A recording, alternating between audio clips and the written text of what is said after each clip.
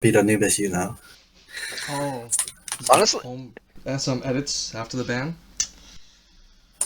yeah, I have something cooking. I No, legitimately, everyone thought I was just tier whoring, and I was, but I do like the deck, so I kind of want to keep it going. I'm just saying that. I'm just gonna say right here. Anytime you lose with the news going forward, I'm just gonna say not so easy now, is it? Fair enough. Like the deck at full power was kind of cheating. Like it was just too good. It was. See, normally you could say something back at me, but I never won anything with a Pokemon. Didn't you win like every game 3 locos? Like back to back, back to back. I mean, it's kind of different, right? We're not talking about like placing high at Ulti Cup. Also, game 2 is Okay. kind of free. Damn. I just got caught With the free. exception Okay. of you, Alright, game 3 okay. is No, kind of that's free. okay. That's okay. You're right. I've been actually in the O2 bracket recently, so you're actually right. But I said with the exception of you. no, it's okay. Every time Andrew shows up, I get smacked by everyone else. I don't even get to face Andrew. Kev, what about the other Kev? What about Goosey, huh? He does good. He good. Yeah, he does show up there, I think, kind of frequently. So yeah, you're right. Okay, there is some competition, but like for the most Damn. part, it's kind of free. Yo, Martin, like, QB's calling my locals free. have you noticed that ever since he got like 40th at Ulti Cup, he's changed? I've been saying this I for already like knew. I since. already knew what you were gonna say before you even. And you know, Look, as Andrew, I've been Susan, saying have this you for a noticed? while. After playing it untouched for week after week after week, other locals just feel a lot weaker because Damn, everyone at untouched is super sweaty. damn. I don't know, man. I saw TJ this time. The TJ, I haven't spoken to TJ in a while. I feel like the next time I speak to him, he's gonna also have the same change. Okay, he's allowed to have that change. He made high. Well, top 32, right? Yes, That's he true. did. That's true. He did. He got 30th. Very good. Is Alex here? Is he gonna join? No, he's not. He Oh, was kicked out of the house by Amy, so he's not allowed. is he act? Wait, hold up. I don't know how Uh, much of what you just said was true. Is he actually not joining? And then I guess did he he's actually get actually kicked out of the not house? he's actually not joining. Amy has to Okay. study, so he's in the corner. He's not allowed to make a noise. Oh, I see. Okay, that makes sense. That sounds more realistic. True, true, true. But all right, moving on to topics today. We got some spicy topics. I I want Have to we see started? how long it'll take before Kiki here joins in. Yeah, that sounds about right. Wait, so are we recording already? Gosh darn it. Yes, yes we are. Yes we are. Yes we are. I did the Oh test. my god. Audio's all good. We're good. We're good. We've been recording this whole time? Yeah, because I can test audio and then test my it's good. That's all of that's gonna be in the podcast with QB just ripping on my locos. Yeah, of course. Yep. Well, we'll talk about it. If it's too rough, maybe we'll censor a little bit here and there. Alright, alright. But I think before we start though, we need to have a moment of silence for our brethren Hermanus, sent to jail for 6 months. All right, moving on. Wait, Kevin, are you gonna change your name this Thursday in support of Herman? Changing my name is a massive pain because I still have the old app, so probably not. Oh, okay. I was gonna say I think most people are just adding the hashtag free Hermanus. I think for me to change my name, I have to like log into the website because I can't do anything on the app anymore besides sign up for events. I That's mean, it's the thing I've put myself into because I don't want to switch to the new app because the new app is garbage. that is also true. All right, let's move on to the meme potatoes. No one wants to listen to this frolicking about. So we've all noticed there's more scammers on Facebook Marketplace, Marketplace, the groups. I think and potentially other Discord servers as well. We've tried to keep it to minimum in Brickcity, but I think it's been okay. However, scammer's pretty easy, scamming bad. But what are your thoughts on the? It's not a huge amount, but I'm seeing more and more people do the whole selling at converted prices. So, in my opinion, for those of the listeners who don't know, like I do a lot of selling, for my own stuff and for other people as well. And the very first thing I learned when I got into this community back like around BT7 was that the community does unconverted. So like during the pre-release, I pulled like an alt art Oryu for BT8 pre-release, and I sold it on the spot. And then when I was checking for prices, and I was like, oh, so it's this price in US. He's like, oh, the community just is unconverted. And since then, I've just never questioned it because if that's how the community does it, that's how we're doing it. So this recent shift to converted is annoying as from a buying standpoint, and also kind of annoying as a selling standpoint as well, because now there's just this divide of people who sell converted versus people who sell unconverted, and like whether you should, I guess, adapt and go with the trend that is converted or just stay to what you've been doing, because that's like technically you're losing money if you're not charging converted, if that's what the entire like market's going to shift towards. But at the same time, it feels weird to switch to that now, this far in, when literally nothing else has changed. Do you want to follow up on that, Andrew? Or I'll follow up, but let's get your thoughts in here. okay, I actually have quite a few thoughts on that, and I didn't actually realize this was what you meant when you sent me the topic list. I'm glad that Kyubi kind of prefaced that first, because I've been playing since 1.0, I guess, or I guess even before 1.0, like when it was like the test game, like there was like preview game, and so I saw very early on, or I feel like I followed all the OGs as well. Like I made the push for unconverted because that was if we were paying converted, we would just buy from America. And then there was a lot of international groups actually. It's the same thing in One Piece, new games.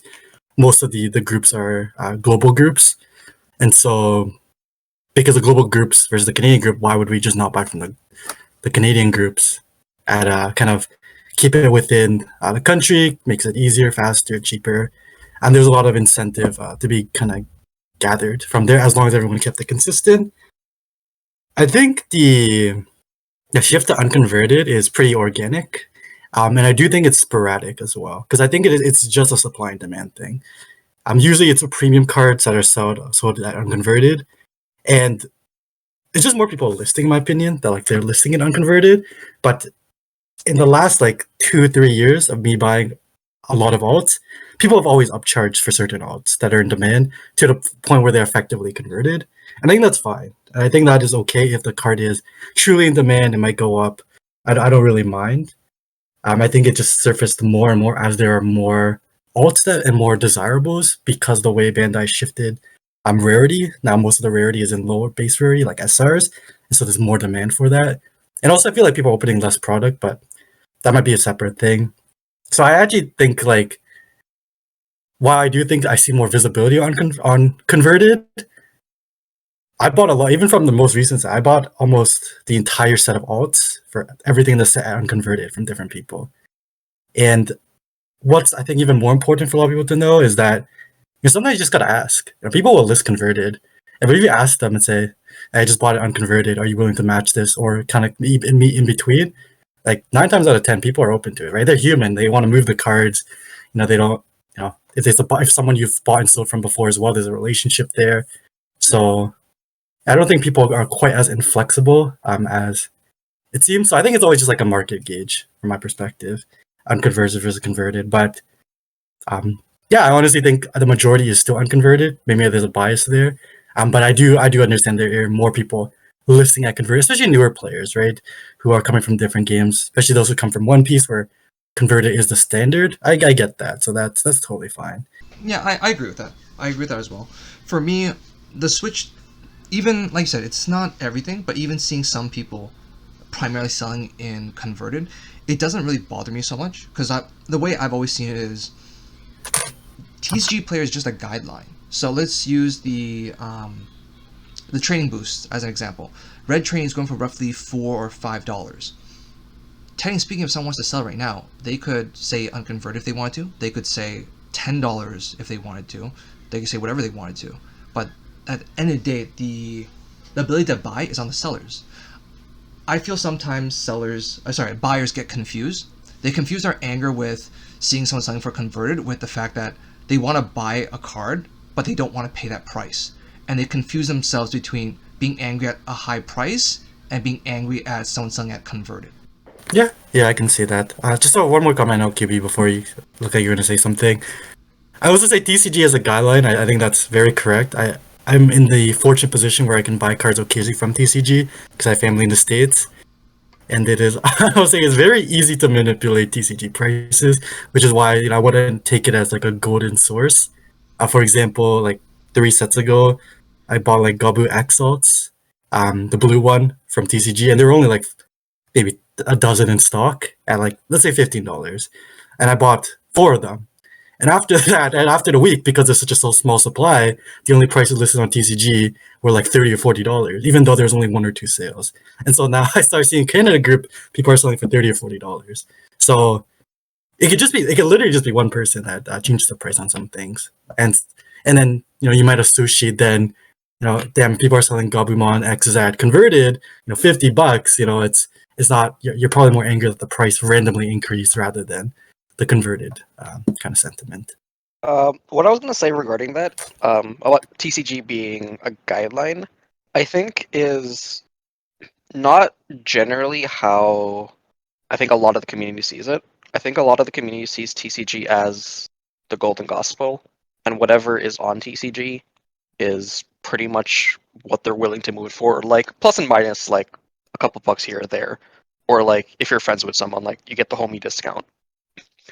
But like I do notice, and you can see this a lot in the bigger Discord groups, when a card sees a random like one person spike, like Kiki is saying, people will just suddenly start like posting that card because they want to capitalize on that high last sold price, even if like everything below that was like 3 times lower.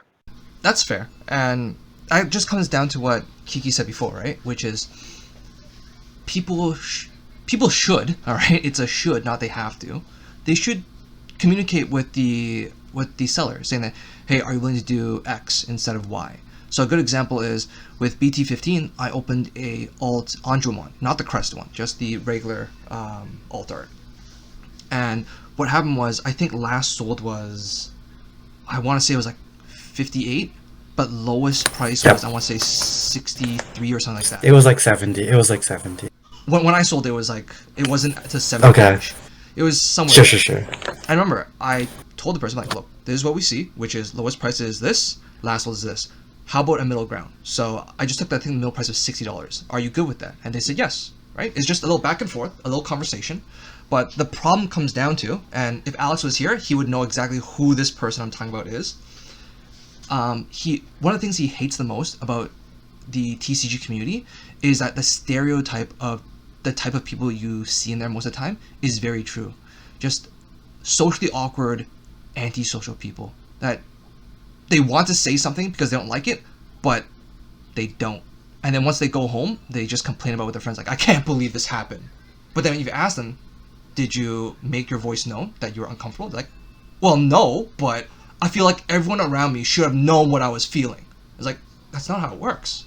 Yeah, I don't really have anything against that, because as a seller, there's a lot of times where I will quote a price, and the person will just be like, nope, and then they will go on their way, rather than like saying, hey, this is what I want it for, can we work something out? Because when I, like, as a seller, when you quote a price, you're just quoting what you're looking for, but that doesn't mean like that's the only price you'll accept. And I think not many people are used to haggling, because for various reasons, but I think part of it is what you're saying, that it's just socially awkward people, so they don't really know how to have that kind of back and forth. But it would be nice if more people were willing to do that. Yep, I agree. And that moves on to the next part, somewhat tangentially related, because I think this is pretty much covered. If it's not, just, jump back.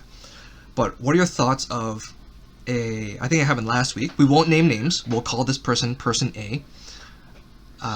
People having a bad reputation for buying cards in community at unconverted prices, and within a relatively small period of time, reselling the same card at converted prices. I'm gonna let you go first, Kiki, because I think I'll take a while. I think there's some nuances to this, just a little bit, because I know a few people that do that actually, and some of them they very openly express it to me. I usually sell as well at tip below market even after unconverted, because I don't like haggling, even though like I'm okay with it. I'm comfortable doing it, but I just like a smoother transaction, paper hands, whatever people refer to. I just want the card off my table, even if it means selling it 10% lower. So usually if people sell unconverted, which I do have from people, they buy from me unconverted and they sell converted, or they're flipping it, as long as they tell me, and usually it's for cards that are less desirable or where they're buying a large volume, I actually have no problem with it. I think it's the story and kind of the narrative, I think, that bothers me a little bit. And I guess maybe it's a different example, Andrew. Maybe it's I'm thinking of someone different. You know, I don't know. You didn't name a name, so I don't know. But it's kind of like if someone comes up to me and they seem very passionate about wanting this card for their deck, supposedly, you know, they seem very eager for it, and then, you know, it turns out they're flipping it. You know, well, I appreciate their energy, but I don't know if I appreciate their energy to make, you know, $3 or $4. Whereas, you know, if it's really just a transparency, I think, at the end, the communication that comes down to it, right? If I'm across what they're buying it for, I mean, I saw cards to Alex at a discount too. He's not here. Apparently, he got banned or something, is what Andrew was saying. But yeah, I saw Alex cards at very below rate, and then I know he flips them. He tells me he does, but it's because he takes everything, right? So he assumes some risk in it. So something like that, I have no problem with. But so, Kiki, what you're saying is that Alex, not only does he buy things at your discounted rates, but he also purposely, once selling at a higher rate, he purposely rubs in your face. That's what you're telling me right now. What are you telling me and Kevin right now? I wouldn't say that. I wouldn't say he rubs in my face, but the rest is, I guess, true. But I don't think he rubs it in my face. He tells me, you know. He doesn't rub in your face, but he purposely DMs you and lets you know that he did this. No, he tells me beforehand. So it's all good. It's not usually a huge amount, right? He's buying like a stack of random PRs that no one else wants, and if some of them go up, right, it's like penny stocks. Then he makes a few bucks, which is totally fine. Yeah, I don't want them on my desk, and this doesn't seem like people are picking them up anyways. So I think in those cases, I don't have a problem with. I know that's not the situation you're talking about, Andrew, but I do want to kind of preface there are two sides to most things. Yeah, I just like messing with Alex. Yeah, that's fair. No, Alex is a good guy. He's fair prices. Kevin, your thoughts? So I'll start with the original question before going on to what Kiki was saying. If you buy unconverted and then sell converted, fuck you. Like, that, you're just scum. I get wanting to make money. Like, of course, who wouldn't? But at least be consistent. If you want to buy a card low and then stonk it when it jumps, do it for what you bought it for. Like, because otherwise, you're just, like, I have no way to put it besides you're just scum. Even if you make your intentions known, because that's messed up. Unless you're buying from, like, let's say, like, the States or whatever, and then you're flipping it here converted, like, that's fine. You're literally keeping to the same, like, scale or standards. But to intentionally buy unconverted from the Canadian market to then sell to the Canadians at converted, like, screw you. As for, like, buying cards as stonks, I get it. If someone has a read on the meta and they know, okay, this card's really low right now, but I know in like 1 format, 2 formats, this card has potential to go up, like, yeah, get it while it's low. That's just smart. And if if the intent is to never use it but to just sell it, like, that's still fine, because you're making a sale that is reasonable at the time, banking on your prediction of the future. So, like Kiki was saying, like, you're assuming risk for potential gain. And I think that's okay. But that's also with a caveat of, like, don't just buy something completely out and then hoard it. Because there are some cases where I've seen, like, there are people selling, like, 30 of the same card, and it's just like, what the hell, man? That's messed up. No, it's a fair take. One thing I would like to add, and, you know, just to see if maybe I could flush out what you said a little bit more, because in a separate chat I was talking to Alex and Kiki this is before the Python stuff, which is what I said was I feel like a lot of people, it's not just TCG people, but a lot of people in general have very poor communication skills. So while I agree with you that the thought or seeing someone buy at converted and flip it at unconverted relatively soon, you're correct. The opposite. The opposite. It's very scummy. It's very scummy and it sucks. But the reason there's certain, how do I say this? It's not the fact that you're trying to make money, because at the end of the day, if you're trying to make money, dude, just get a job, because a job's gonna make more money than just moving a couple cards here and there. At the end of the day, that's one. Two is, I can respect the fact that you're trying to make a couple dollars just to, like, you know, fund the hobby, which is fair. But I think what it comes down to is the type of people that would go about this, which is buy it unconverted and sell it back converted so soon. This scummy behavior is not something that we want in our community. It's not the type of players we want in our community, because it starts to make something a fun game turn into more ruthless kind of, like, we understand that when you play in a tournament, it's already sweaty enough when you're trying to win a tournament, but we don't want it to be sweaty when we're trying to just buy cards to play the game. Would that be a fair explanation, or, you know, a bit more clear explanation, Kevin? Like, that pretty much sums up a lot of what I'm saying. As is, with the way that product is going up in Canada, like the prices of product, and some sets being less desirable than others, so to find cards at all is sometimes just a mission and a half.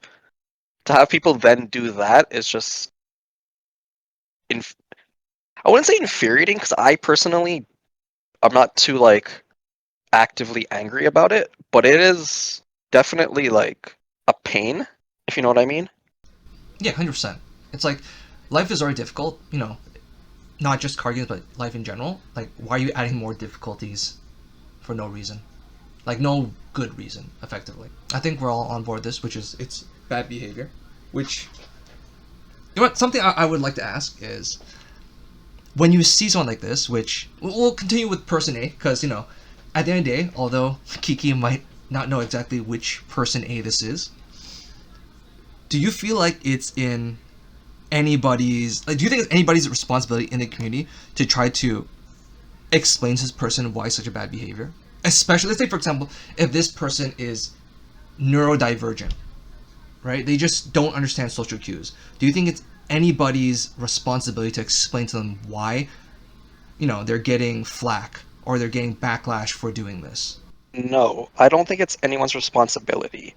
I think it's nice when the community helps out and is like, hey, maybe the reason you're getting this backlash is because of this, or this.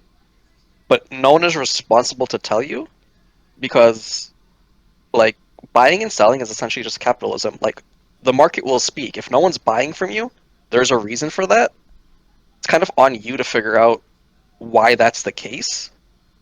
And it might just be no one likes you because you're trying to scalp cards. Okay, let me give you a little bit. Still, I won't use names. But I'll give you an example so maybe you can understand it better. Let's say, for example, it's not just that people are not buying from you, but someone making a sell post. Let's say they said, I'm selling this card at unconverted. However, if it's person A, I'm selling at converted plus 15%. And then this person A is like, yo, what's going on? It's like, if you have a problem with me, why don't you tell me? Do you think it should be, if there is a responsibility for somebody, do you think somebody should reach out and explain to them, whether it be a mod or somebody? Again, I truly don't believe anyone has to explain to you why someone's selling a card at any value to you. And, like, if there is a problem, like, the two people can discuss it in a closed forum. Like, it doesn't have to be out in, like, a public Discord. But, like, no one owes you an explanation. Like, let's say I have a problem with you, Andrew, right? Yep, I'm sure you do. I've heard what you said about my daughter. Let's not go there right now, please. Okay. Let's say I have a problem with you. And, like, you visibly see that, like, I'm either being passive-aggressive or, like, antagonizing you or whatever. You can ask me for an explanation, but I don't owe you an explanation. If you understand what I mean. 100%. And, like, I agree. let's say I explain to Kiki why I'm pissed off with you. He doesn't necessarily is not obligated to tell you either. He probably would because he's a good person. But like, no one intrinsically, no one is not obligated. Is like, I've No, lost the word. obligated's right. Obligated's right. Entitled might be another word. Yeah, like, I follow you. yeah, like no one's entitled to an explanation to be given to them. It's just common decency that usually the explanation is given in some which way or form. And I think I know exactly who person A is now based on that example. And in that particular case, like, people did explain why this was the case, but person A just refuted it and still continued to do the same actions. So at that point, it's completely on them and not anyone else in the community to be like, hey, this is the thing. Like, this is what's up. Fair. Kiki, any thoughts? You really made it as vague as you could, huh? Yeah, we don't want a dog pile, right? Unless they make the pile themselves, I don't need to do this. I see. This the most non-neutral neutral statement I guess I've heard in a while. What I will say is, you do go know this ahead. person. You Yes, have yes. interacted I am with this very, person. I am very aware of, based on Andrew's Okay. description. Yes, Okay. I'm very clear. Andrew made it very. I think if I didn't know who it was at this point, I think I might need to check myself into a hospital. But I think there's kind of two things. I think this person has corrected themselves in a bit. I do think some of it is getting through. Like, I don't know if they're still selling converted, or if they are, that maybe is more consistent. So I wouldn't. I always give people the benefit of doubt. I always believe that people are willing to change. Like, people, there's good in people, and so I think maybe they are changing. You know, maybe it's albeit slowly. I think a lot of the initial feedback from people was, I can say, it's understandable. I think my only comment about this whole situation is, I think it's one of those things like hate propagates hate, and so I think there's a line, and I think maybe sometimes the community goes a little bit too far in their own kind of smaller communities about it. But I mean, maybe justifiably so, but still, I think it kind of leaves a bad taste in my mouth because it does feel like almost bullying to some extent, and it feels like it was kind of teetering the line. I don't know. It's not the wholesome Digimon card game. I signed up for as well. I try to stay very far away from drama, and the only reason I was even across this is it was in the buy sell trade groups, which I frequent a lot. So that's kind of my 2 cents on that. But I do think, yeah, I would agree with the point that QB made. You're not owed anything. No one is owed an explanation. I mean, in this case, though, they did get an explanation, and I think the community could always, accommodate. Kind of. They kind of like, it was got a little backhanded, but I think the community can always. If the community is good, I think the community can always be better. But I think we're not saints. Not everyone is going to.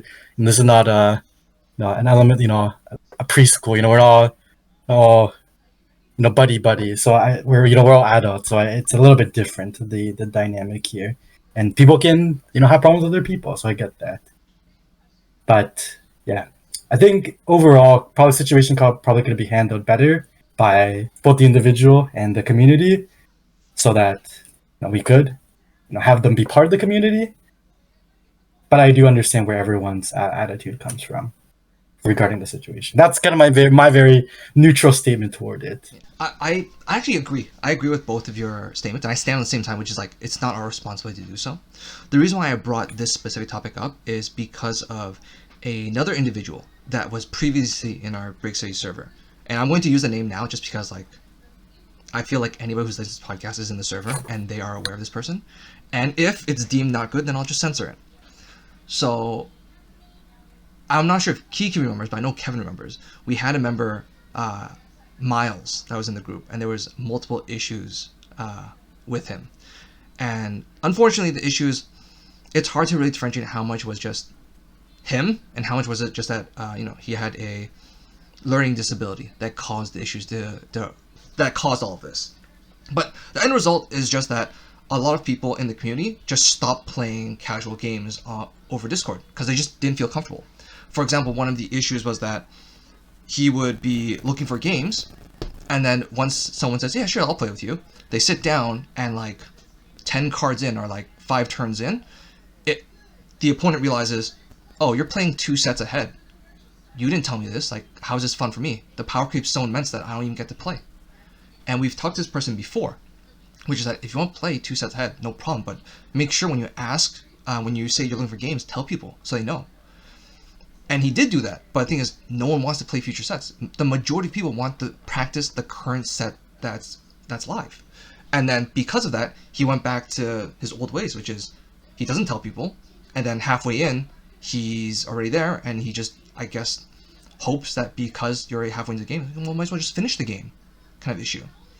And I remember, now this is where I will not name names, but there were people in the community that reached out to the mod team saying that, oh, we need to make our best effort to explain to Miles why this is not acceptable. We need to be more accommodating of him and all this other stuff. So that's why it makes me ask, in this situation, someone that seems to also have a learning disability, should we be making that attempt to explain to them why, this backlash is happening, why he's being ostracized from the community? So clearly the 3 of us agree that no, it's not our job. So it makes me wonder for that person that complained to the mods before, would they still feel the same way, which is like, we should have been more open-minded and take an attempt to, help this person understand and be accepted by the community. Well, I know I tried to clarify this before. Sorry, just want to make sure I'm on the same page. QB, is this the clown situation? Andrew says it wasn't. Wait, So the particular situation that he's talking about is not the clown No, but situation. this is the clown situation person. Yes, that is See, correct. Andrew, I told you it was. Oh my god. I actually got gaslit. I got gaslit. This is the cloud situation. Wait, Cloud or Yeah. Clown? This is the Clown. This is the Sephora clown situation. Oh! Okay. So my video changes a lot because of that. Because I don't really know anything about the other context. But I'll let QB go first. Oh no, I'll let you go first because Okay, I yeah. think So I've I spoken don't about this I don't have before. any context on the looking for a game thing because I'm just not at all involved. I didn't even know it was a thing. But I'll pretty much boil it down. My understanding, correct me if I'm wrong, because I was just, it always seems like I'm actually for some reason I really go to in-person locals, and then when I do it, there always seems to be something happening.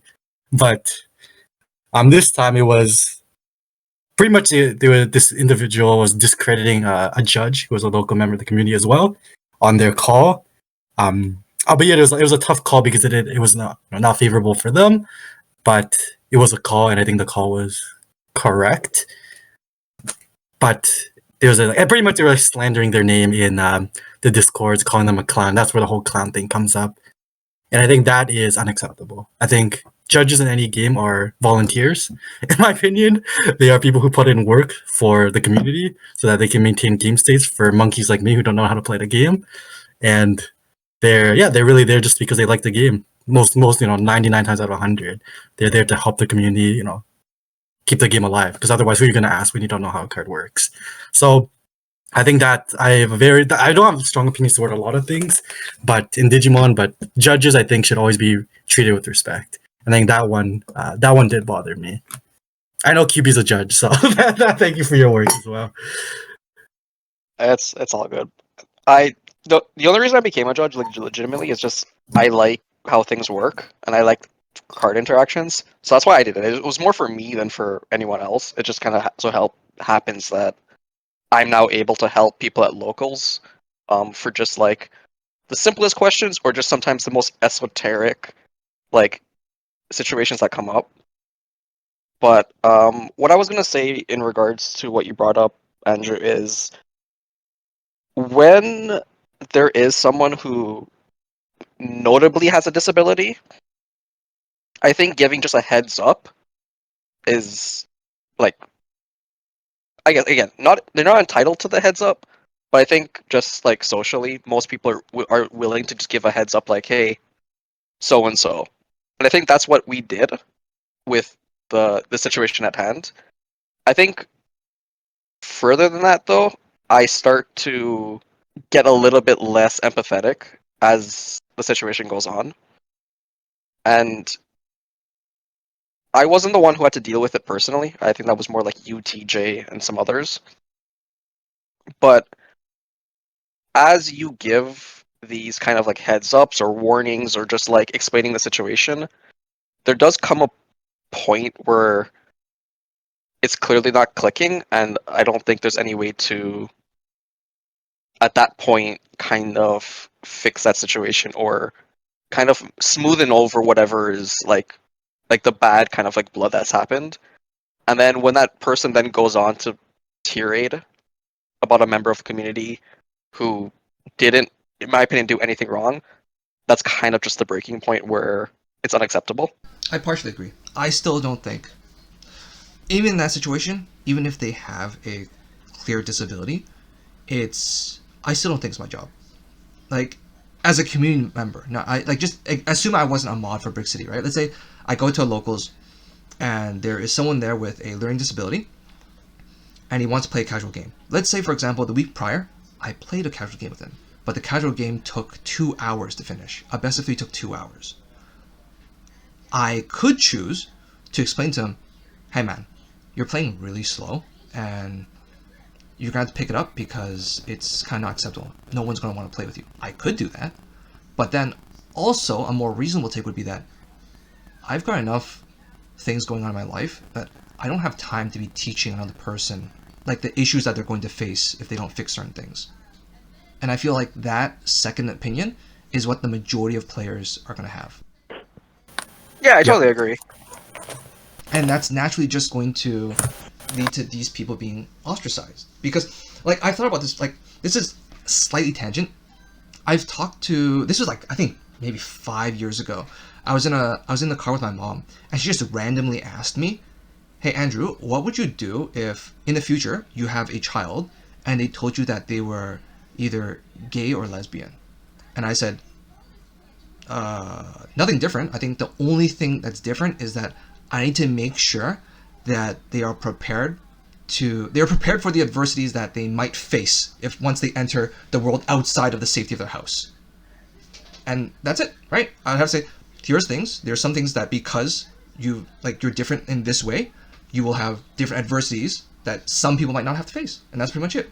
Likewise, bring it back here, if someone has a learning disability, I feel like it's on their parents to have taught them how to navigate through society, especially if they're letting them out by themselves. Andrew usually has pretty good takes, so I'll agree with that. Yeah, that's fair. I don't think I have a strong enough argument against it. I think it's also one of those like, this is not a perfect world, right? So gotta be realistic, and the people who would really usually vocalize against something like that, the community should be doing something. They're not usually the people that actually step up, right? So it's just all talk. Yes, that also bugs me quite a lot. Which that's reality. I am a realist. That's why I remain pretty impartial, and honestly, being impartial is not being a part of the solution, which I understand. I'm no saint, but yeah, I do think if things usually get out of control where I think it's like really unjustified, then I would probably chime in like at a local level, but I don't really think I've seen that happen in Digimon because this game's pretty casual, pretty chill for the most part. That's true. But we'll be serious once we get prize cards, like $1,000 prize cards for like participate. And what year is that? I don't know. I just remember Herman posting a screenshot of like some Grand Archive card. It's like, oh, this participation or something, $1,000. I'm like, damn, must be nice. Digimon is like the cheapest card game I've ever played. This game is very relatively to other card games. Very expensive. Yeah, I can agree with that. All right, moving on. This is gonna be a spicy take for Kevin. Going along with whose responsibility is it? This is moving on to rulings, not just playing the game, but more of like player behavior rulings as well. For Kevin as a judge and for Kiki as a player, whose responsibility do you think it is to call out rule infractions? Now, I'm not talking about, in this specific example, I'm not talking about you're playing a game and someone misplayed or misrepresented game state, because we all know that if there's a question during a match, it is the player's job to flag a judge down if there's no judge sitting next to them. But let's say, for example, We won't name names, but we have a player that goes to locals, and they have a very strong odor that's not good around them. And as per the rules, I have it pulled up right here. Let me read it word for word. Players must maintain a socially acceptable level of personal hygiene. Whose job is it? Whose responsibility is it to call it out and then have either the person take immediate actions to fix it or to boot them out of the locals?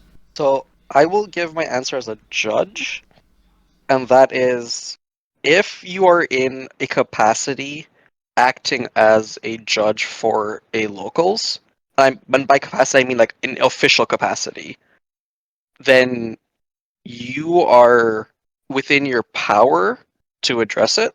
However, for the most part, like for for untouchables, where like I answer judge calls, but I'm not technically officially a judge for that store, it's down to the store staff to address that if it becomes a problem, and then the store staff is not going to address it unless the players address it. So, in the particular case that you're mentioning, if the players don't say anything, the store's not going to do anything. If that makes sense. No, 100%. I agree. Your thoughts, Kiki? I'm sometimes I have a hard time pinpointing who Andrew is talking about. I wasn't expecting all these conversations, even though he gave you the itinerary. I would say, I think there's always like a level to it, right? I think it's how egregious it is, and if it's like a repeating thing. Because if it's a repeating thing, I think there is responsibility on the staff to address it, especially if it's been voiced, and then that's just on the business. Otherwise, I think there's always some kind of, if it is bothering you, right? If it is bothering, you're in the vicinity, there's always a polite way to express it, even at a player level, I think. But it's just really, if you can always kind of resolve it yourself, right? If you just move away or don't play locals, I guess. Run away from the problem. There are always other options. There's always options. No, I agree, and I super agree with Kevin's take, which is, since if you're not an official judge for the store, then it's kind of, you're not staff, right? Yeah, exactly. You're overstepping your bounds, so you can't, and that's fair.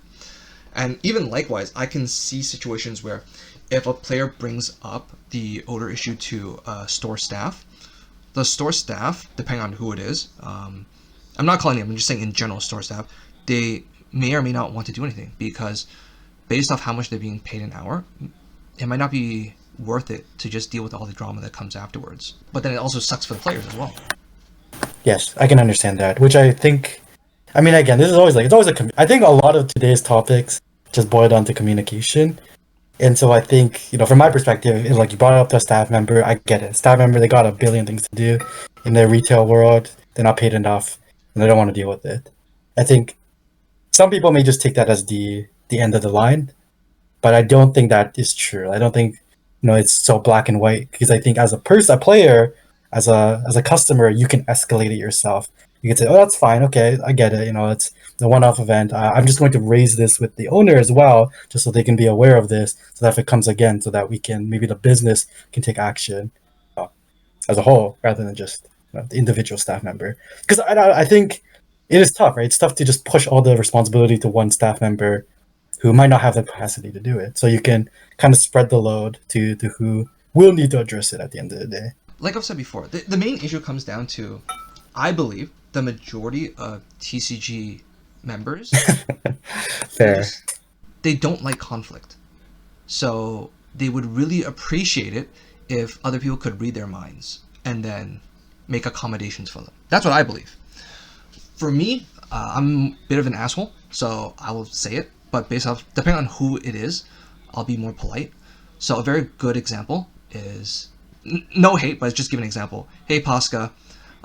So Pasca smokes, right? Which is fine. For the most part, he's not always covered in cigarette smell.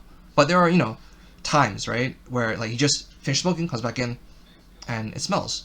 If it's constantly too powerful lingering, I would say something, and I know Pasca's a good guy, so he'll be like, oh, my bad, right? Because, depending on how it is, sometimes I'll get like, a really bad headache from like really powerful smells. But if it's someone I don't know, yeah, sometimes I probably would just avoid them altogether. Actually, no. The best example was Kevin. I don't know if you remember this. This was at Untouchables. I don't know the person, but they smelled so foul that I think we had someone running up and down the aisles with a Febreze bottle. Yeah, I remember that. Yeah. And I remember in that situation, no one called out the guy either. Yeah, I think for the most part, at least from my experience at locals, most people are pretty tolerant, if not overly so, where that they will choose to avoid or not interact with the person rather than just address it with the staff and have the person removed or, quickly hygiene checked. And that's why I think it is as prevalent an issue as it is. I mean, it's minor. I think it's like at Untouchables, it's like one in maybe like 30 visits where it's like that bad. But that is, I think, again, going back to just card game players are just very, very non-confrontational. So they will take the path of least resistance, which is usually just do nothing or avoid. Yeah. And like I can also speak from experience, again, at Untouchables, like we have been told by staff before, like if there is a problem, like if someone has an issue with, odor or anything else, just like raise it and then the store will do something. But if no one's complaining, as far as the store can tell, no one has an issue. That actually reminds me of a second. One thing I know that the majority of TCG players would appreciate this because I was on the opposite side, so I didn't appreciate it, but like being able to see from the other side, I can appreciate, which is I'm pretty sure both Kiki and Kevin are aware that my sleeves are of a certain variety, right? It's a more cultured, refined taste. And back when Morpheus was the host of the Digimon tournaments on Wednesdays at Game 3, he would always call me out. He's like, no, not acceptable, not acceptable, right? And yeah, granted, I'm like, God damn it, I just want to use these sleeves. However, it is, according to Bandai's rules, those sleeves would not be allowed, depending on whoever's hosting. So I didn't enjoy it, but I can see that if, say, for example, the issue was there was a person with very bad hygiene, and the host of the locals called them out and I didn't have to do anything, I would really appreciate that. I can see the same thing. I can see other players also preferring this method. Because like you said, least resistance and they get all they want. Yes, I think I mean Morpheus I live in the area, right? So Morpheus has always been a great TO for a lot of the locals I had growing up. And I think the added context for that for your sleeves, Andrew, is that he hosts a lot of Pokemon. Like the stores he runs usually, or stores he's a part of, usually hosts a lot of Pokemon, which have a younger demographic. And I would suspect that if these situations come up and the complaints are coming from parents, the buying power for their customers, then it's a little bit different, right? Because parents are willing to express that, right? They are willing to say, "No, I don't want my kids seeing this," X, Y, Z. And I would think in the same way if smell became a problem, which just demographic, I don't expect it to be as much of a problem with the event is just kids, in elementary school and such. Then if it was and they voiced concerns about smell and odor or aura, whichever you want to go by, then it would be the same. I think that staff member would treat the issue in the same way that they treat your sleeves. But yeah, it's communication, right? Parents are willing to voice concerns that to look after their kids. And smell is just one of those things that doesn't come up as often, probably. That's my hunch, my take on that. Kevin, anything you want to add on to that? So, similarly to Andrew, I do have not all my sleeves, but there are some that are a little bit more questionable. And like, I have been asked like an official event to like change my sleeves, which was really annoying, caused me to lose that game, but that's besides the point. So I think it all just comes down to just like, if there is a problem, raise the problem.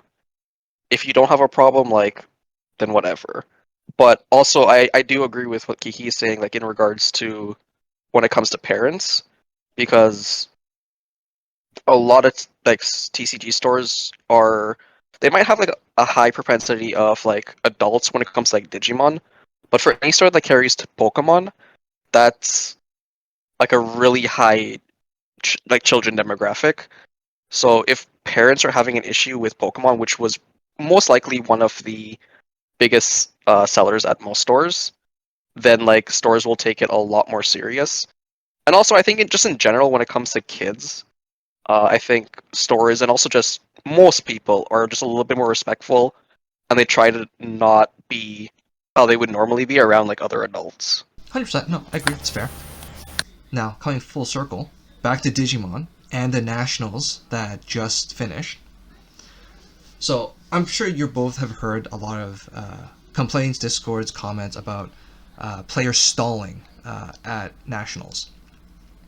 So, and you got back and forth. Some people are saying like, hey, they should have, whoever felt that someone was stalling should have raised it to the judges, which, from what Herman has told me before, that is the proper approach. That's what you should have done. However, in that situation, in Nationals, where I believe, because I didn't watch it myself, there was a judge overseeing the entire match from beginning to end, should the judge not have called it out if he sees an infraction? Because I would assume that, using a different example in the same setting, if say for example player A made a misplay, let's say for example they played an option, they played a training, but they had no color they didn't have the right color to play it. I believe the judge, if he noticed it, would have said that's an illegal play, you have to take it back. So in that situation, if the judge sees an infraction, should he also not have called out, hey, this is stalling? Thoughts? Right, Kibi, did you watch it? I didn't actually watch it, but I've only heard kind of the after. I watched the. I got home and they were playing game 2, and they were near the end of game 2. So I watched game 2 and game 3, but I didn't see anything like leading up to it. Okay. First off, I am so surprised that the Nats format was timed. To me, that is such a shocker to me. Why would they want the Nats result to be based in that on? Case, let me give you a little bit more information. So, because I was reading. Okay. Like I said, I didn't watch it, but I was reading up on it a lot, and apparently they changed a couple of things for Nationals. So the issue is there is no draws when it comes to those national matches. Although it is right. If it comes down to, let's say for example, in game 2, it comes down to they're out of time. At that point, they would count how much security each player has and how many cards each player has. And they use a single elimination rules. Correct. They're going to use that to determine who wins. God. In which case, in that specific scenario, the security control player will always have advantage when it comes to that situation. So a lot of people are saying that, it's not stalling because the Leviamon player, he's not getting any advantage from it. However, in my mind, stalling doesn't have to be whether you get advantage or not. It's just taking a unreasonable amount of time to make an action or turn. I think it's just not furthering game state. That's all stalling is to me. Yeah. So with regards to like Nats rules, it wasn't even single elim, it was modified single elim. Because had it been regular single elim, the Levia player would have won the moment time was called, since he was already a game up. So in normal single elim, when time is called, if one player has the game lead over the other, they will be declared the winner. Which was not what happened in this particular case. What ended up happening was, I think they actually got like 5 minutes or turns, whichever. And then after that win, they went into the sudden death, which was just 6 turns into the tiebreakers. Which is insane because that just massively favors Secon no matter how you look at it. But yeah, it's very weird that they chose to do timed for the final, specifically the finals, that they chose to do timed. Or if they did choose to do time, that the time was just the same standard 50 minutes or whatever it was for Nats. I almost don't even want to criticize Bandai. They ever come through this cliff and then I get put on a list. But I do think sometimes Bandai makes some very questionable decisions. The format is one. They make good decisions, of course, too. They flew out the players, which is always nice. There is some prestige associated to it. I'm also the judge thing that you brought up, Andrew. I'm so shocked by that. That I do think it falls on the judge. I do think that a judge should have called it out, because it's a good look on the staff. It's as a judge, you should address that. I don't know where the judge is from. Are they Japanese? Is that a cultural thing? Because it might be, right. Maybe they don't want to be confrontational. I don't know what the card game community is in Japan, and maybe it's more important to be polite, because I could see that being a thing, but I'll say for North American events, for, again, just whenever I luck my way into like a top table and there's a judge watching, especially on stream, all the time there are illegal plays that happen usually by mistake, just without any negative intent. Just we play a card or like an illegal play. Sometimes people just get nervous on stream. There's a couple 100,000 people watching. It's always just a few hundred, and then you play an option, don't have the right color, and the judge will call it out. So it surprises me that the judge didn't. And maybe that I think maybe what it might even be more so is I would almost expect for both. They were from Germany and North America. It was the finals. I would almost expect from their perspective that the culture is that would be the expectation. Like they would probably expect the judges to call it out. I mean, because the judges didn't call it out, they didn't want to call it out, right? So I think there's a few layers to that as well. But I don't know. Maybe I would also agree with that. Maybe the judge blinked, right? Maybe they were just having like a cough and they just missed it. Who knows? I didn't watch it. So like I'm in agreement with you that it might be a cultural difference because I'm not sure who was the judge presiding over the match. But I think for the most part, outside of the translators, like the judge was probably Japanese. But for what I know and how I know it to be, like if a judge is watching over a game, if there is any illegal plays or like some sort of infraction, the judge should address it. And I do know that, like I've seen where if a judge sees that something is slow play or could be considered slow play, the judge will politely ask, like, can you play a little faster, or can you just, try to advance the game state or whatever. But ultimately, in like the particular case of Nats, I think it just comes down to the player. Like the players have the onus if they think that they're being stalled out, because in the particular situation, right, the Levia was up, and the claims are being levied against the Levia player that he was taking too much time to do certain actions, or like sitting there thinking on certain actions. And if the second player who's a game down thought this was an issue, he should have just asked the judge, like, hey, he's stalling me out, like we don't have a lot of time, I'm down a game, like can you say something? Yeah, I agree with that, but I think it all comes down to like we weren't there, right? So if the judge is in Japanese, are you gonna and you're live on stream, right? Are you gonna again? It all comes down to communication. Are you willing to just speak on like on camera and be like, "Hey, judge," or talk to your translator and be like, "I think this guy's stalling me out."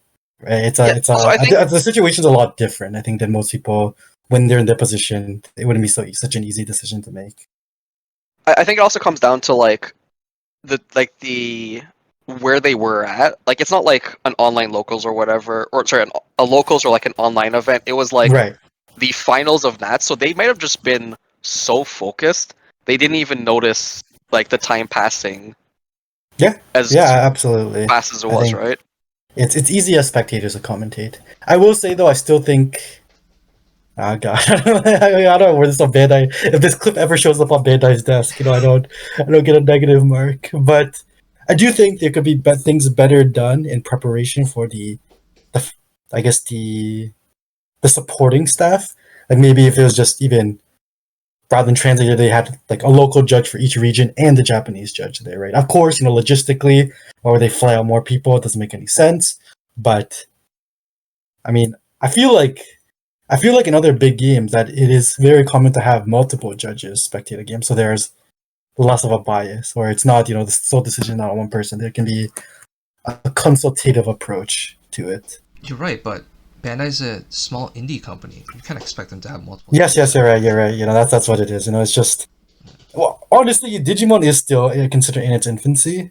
They're 3 years now, so I'll give them a pass sometimes because I feel like they are learning from things. I'll be nicer to the judge. Also, just a quick point. I'll be nicer to the judge. I don't think maybe it's cultural difference. However, I don't think it's so much the judge was being lazy. I think what it comes down to potentially is that the rulings for stalling itself is rather vague. So it really is up to whoever is making the decision to look at it and decide whether that is stalling or not. So I think I have another point, but I think in the rules it's just defined by like roughly speaking like a minute of inaction. So for example, let's say they played a searcher and they sat there thinking for like 2 minutes, that would technically be considered stalling. But I think it also, like, when it comes to taking times for decisions, it's also very dependent on game states. Because again, I did not see like the stalling that was taking place, so I don't know like what the game states were like. But I'm pretty sure most players can agree that at specific game states, like what would normally take like 5 seconds to decide might take much longer to decide because you have to consider multiple options at that particular moment. Like when it comes to, like, for example, swinging for game against SecCon, like how do you sequence that that event to minimize the potential that you might end up throwing the game. But the point I was going to make is, the funny thing is, and I didn't know about this until after, was that the SecCon player is actually a judge for the game.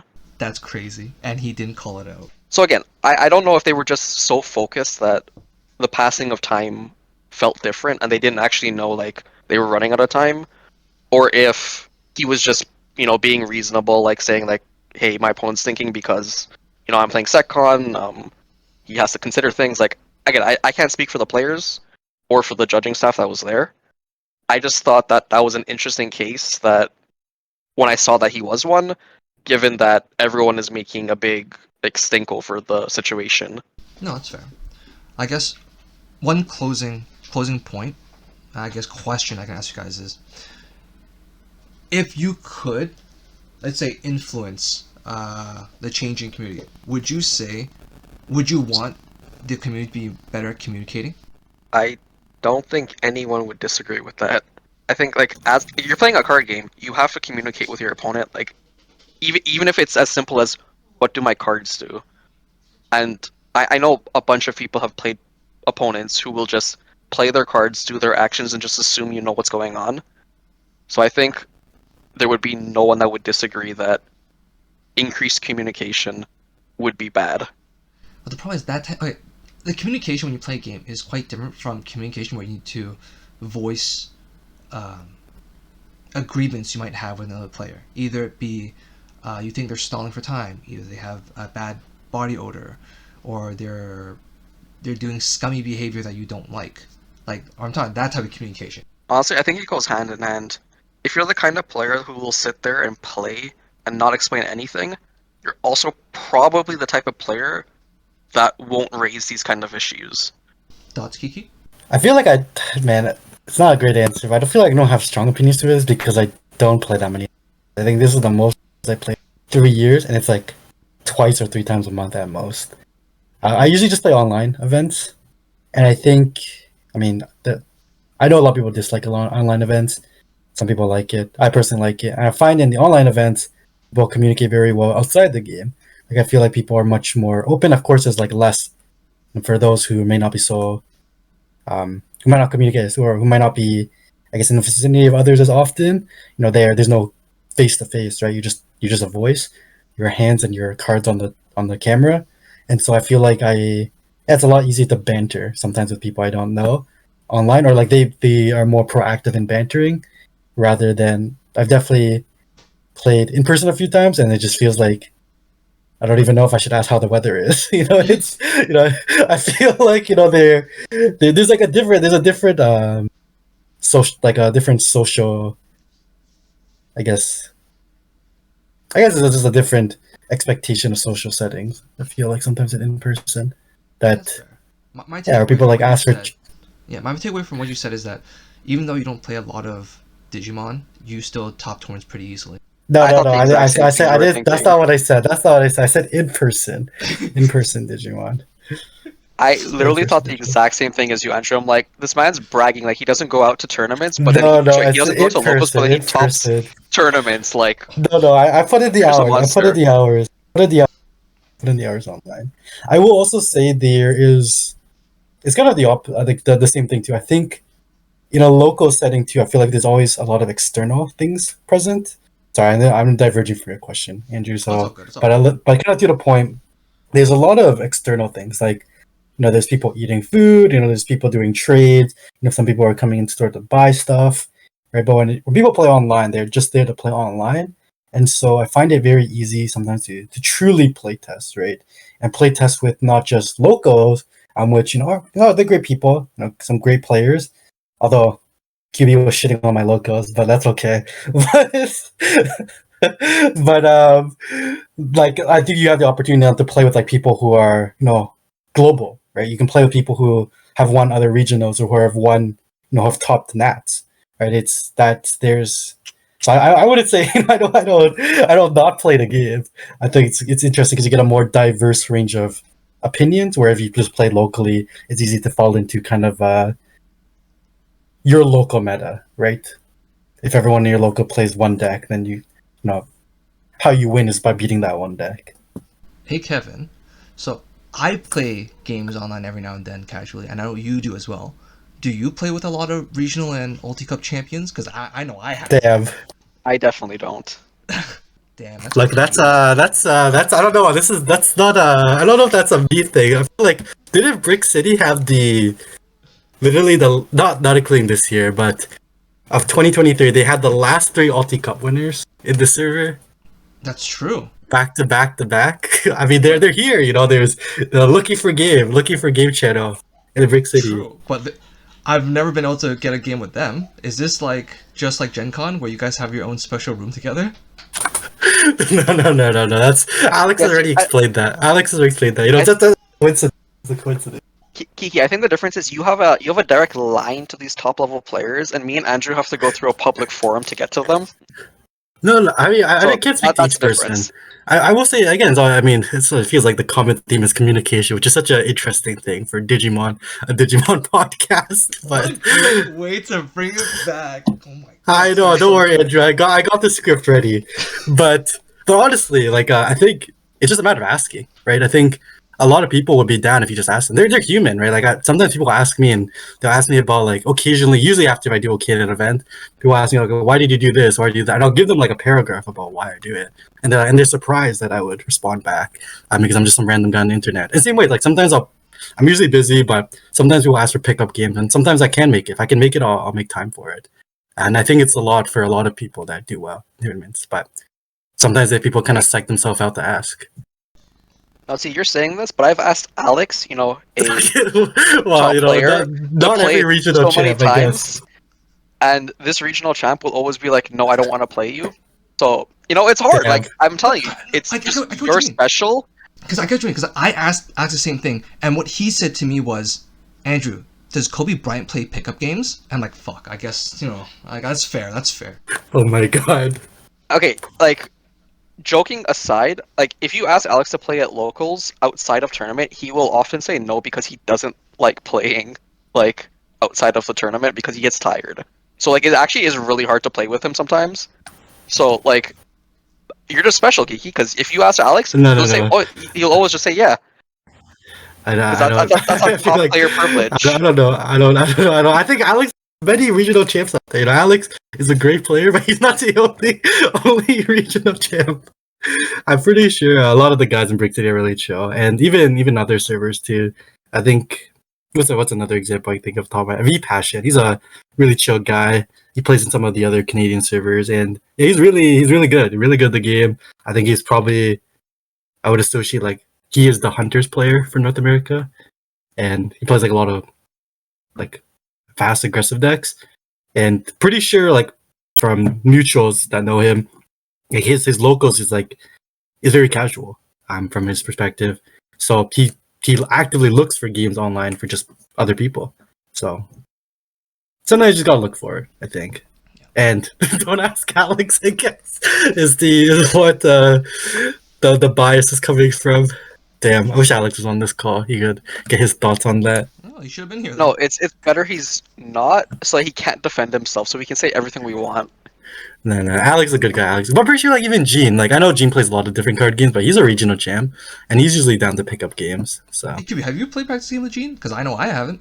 I think I've only practice with Gene once, and that was this past Thursday, after our round one game. Last week.